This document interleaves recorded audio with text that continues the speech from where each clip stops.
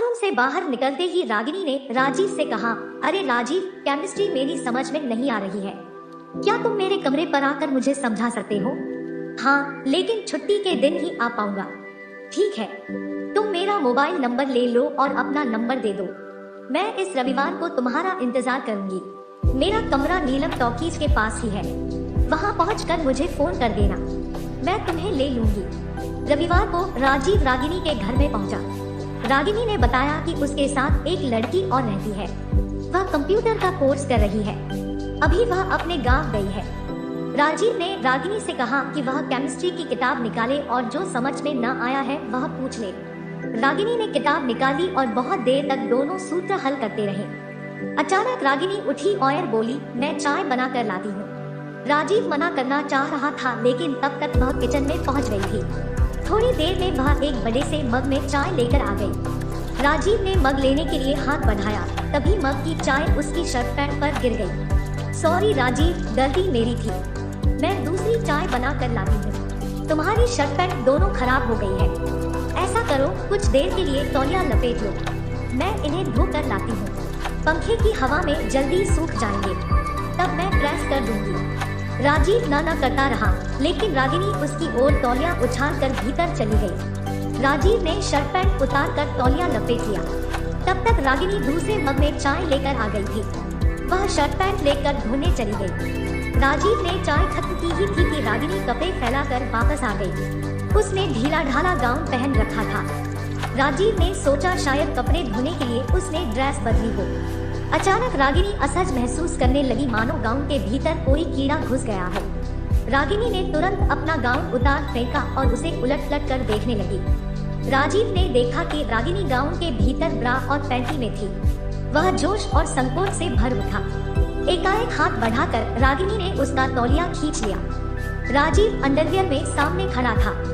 रागिनी उससे लिपट गई। राजीव भी अपने आप को संभाल नहीं सका। दोनों वासना के दलदल में रपट गए। अगले रविवार को रागिनी ने फोन कर राजीव को आने का न्योता दिया। राजीव ने आने में आनाकानी की, पर रागिनी के यह कहने पर कि पिछले रविवार की कहानी वह सबको बता देगी, वह आने को तैयार हो गया।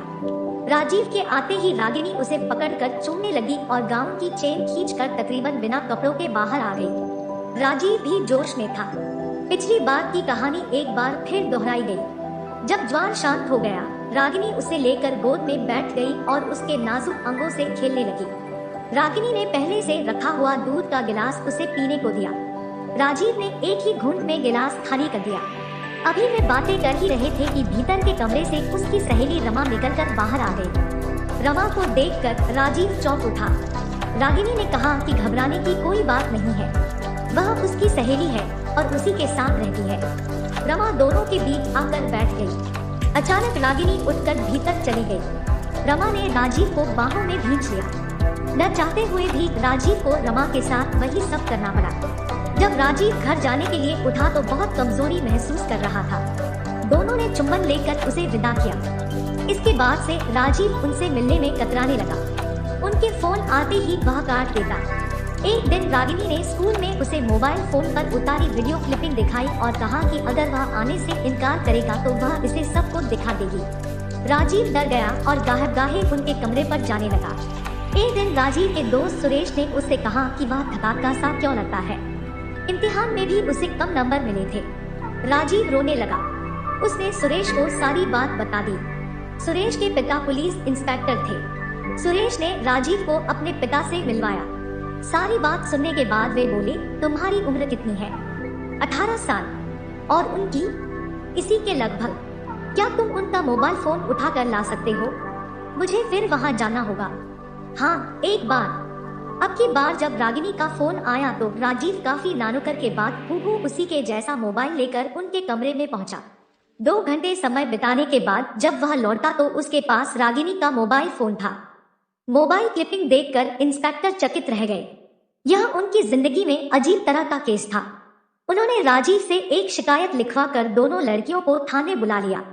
पूछताछ के दौरान लड़कियां बिफर गईं और उल्टे पुलिस पर चरित्र हनन का इल्जाम लगाने लगी। उन्होंने कहा कि राजीव सहपाठी के नाते आया जरूर था, पर उसके साथ ऐसी वैसी कोई गंदी हरकत नहीं की गई। अब इंस्पेक्टर ने मोबाइल क्लिपिंग दिखाई। दोनों के सिर शर्म से झुक गए। इंस्पेक्टर ने कहा कि वे उनके माता पिता और प्रिंसिपल को उनकी इस हरकत के बारे में बताएंगे। लड़कियां इंस्पेक्टर के पैर पकड़कर रोने लगी। इंस्पेक्टर ने कहा कि इस जुर्म में उन्हें सजा हो सकती है, समाज में बदनामी होगी और स्कूल से निकाली जाएंगी सो अलग। उनके द्वारा बार बार माफी मांगने के बाद इंस्पेक्टर ने राजीव की शिकायत पर लिखवा लिया कि वे आगे से ऐसी कोई हरकत नहीं करेंगी।